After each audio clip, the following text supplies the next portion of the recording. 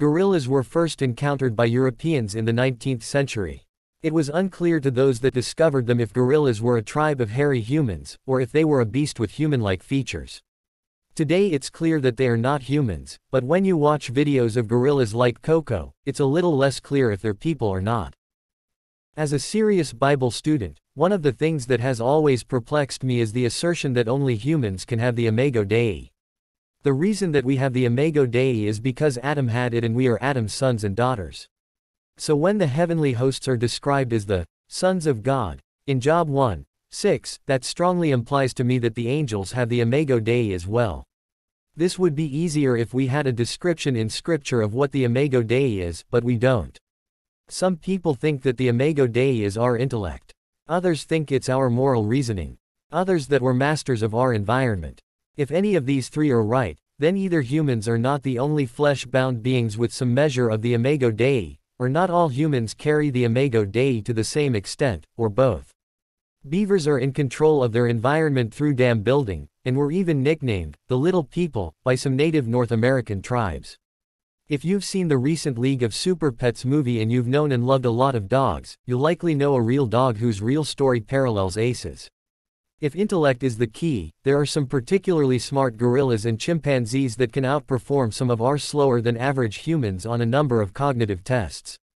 If some sense of personal identity and personal continuation is necessary to the Imago Dei, then the dolphins that have committed suicide are an indication that we are not alone. Of course, there's a way to get around all this.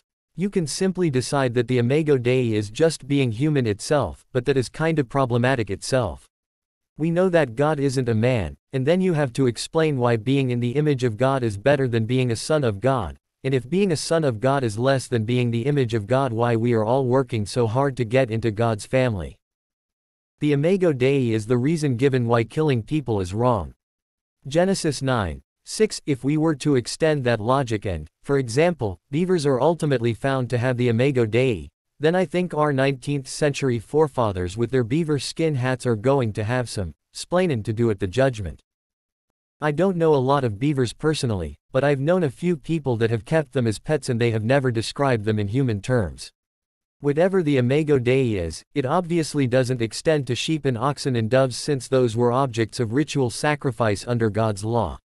That still doesn't give us a positive answer to what it is, but at least gives us a few parameters as to what it's not. To whatever extent it is control of one's environment, it's not just the ability to build a nest. To whatever extent it's intelligence, it's not just recognizing objects and learning. To whatever extent it's moral reasoning, it's not just protecting your own kid and kin. And yet, gorillas do all of these more than the sacrificial animals. They make waterproof homes and tools, they can count up to about 20, and they protect unrelated strangers periodically. And so can crows. It's a bit harder to see crows as having the Imago Dei because they're just so different from us. There's this feeling that if we're special because we have the Imago Dei, then anything else that also had the Imago Dei must be very much like us.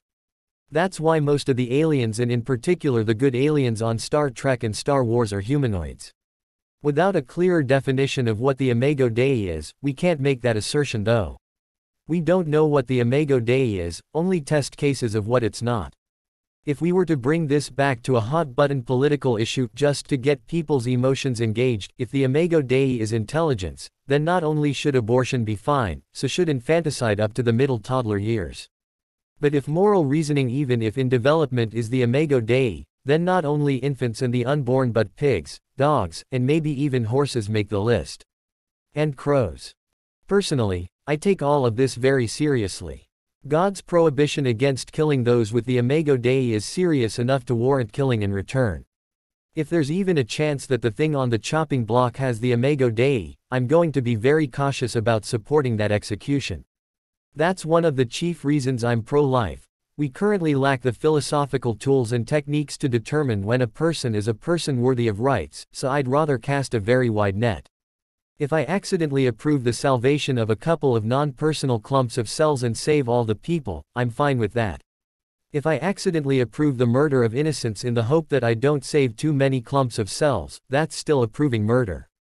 Likewise, if I accidentally approve of the salvation of a bunch of birds, so be it. But if those birds are people, and I approve of their destruction, I'm a murderer of murders. If we bring the question back to gorillas for a moment, the killing of gorillas for their hides and hands is a bustling illegal economy. It's tied up in all the evils we would want reduced: drug smuggling, prostitution, human murder. If we went back to the 19th century and made the decision to treat gorillas as people until we had a strong reason not to, I think the world would be in a better place now. There's some slight evidence that slavery would have ended sooner and easier. The violent men chasing down gorillas would be identified before they graduated to killing other kinds of persons. And so on.